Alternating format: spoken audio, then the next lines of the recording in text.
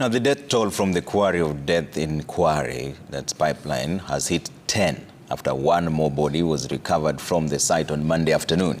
The discovery came on a day that 3 families presented themselves at City Mortuary to search for the remains of their loved ones who reportedly disappeared in pipeline area over the last 3 weeks. The post-mortem exercise and collection of DNA for the recovered 10 bodies and 12 body parts has also begun at the City Mortuary.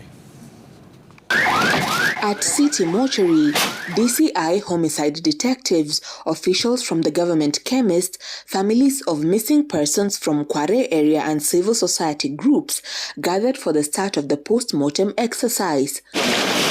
Leading the exercise was Chief Government Pathologist Johansen Odwor. Seated, waiting patiently for the start of the exercise was this family.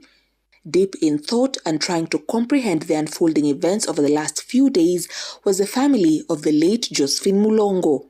Having been at the center of the shocking discovery, the sad news is still weighing on the family. The family had on Sunday positively identified her dismembered body after it was found stashed in one of the sacks at the quarry 2 weeks after she was reported missing. Tumerudi hapa City Mortuary, jana tulikuwa na tukamwona, tukapata ni yeye. Ndio tulishtuka sana kwa maana alikuwa amekatwa pande mbili. Lakini thank God tuliweza kuidentify ni yeye. So leo tumerudi tena kwa ajili ya blood group. But despite the positive identification, the family will have to wait longer for the release of the body as they had to give samples for DNA examination to avoid future disputes over the bodies. Kuna mtu alimpigia simu na akamwambia Josephine, kuja kidogo tunataka kukuona. Alipoenda, jinsi ambavyo alitoka hakuirudi tena. Another family in search of their kin who went missing around the same place is that of 21-year-old Rosemary Achieng Otieno. Achieng was last seen on June 23rd near her house, which is about 500 meters from the quarry, where police have recovered 10 bodies and 12 body parts stashed in sacks. Tumekuwa tukingoja information kidogo tu, tunasikia tio watu wengine wamepatikana. So tumekuwa tu ni kuja kuangalia. So kutoka hapo leo ndio pia tulikuja na tukasema tukuje tujue kama tutaweza kama ni mwili tukuje kama tunaweza kumpata. The family, which reported the matter at Quarry police station, says it is yet to identify any of the recovered bodies from the quarry. For Emmanuel Onyango, the visit to the morgue on Monday was to verify the body of his sister, 24-year-old Roslino Gongo, who went missing on June 28th in Pipeline Estate. Jana nilikuja hapa, nilikuwa peke yangu na marafiki yangu.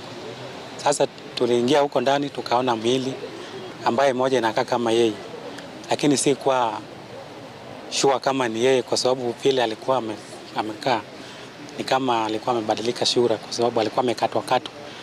Unaona pande hii peke yake ndio unaona, huku chini huwezi ona.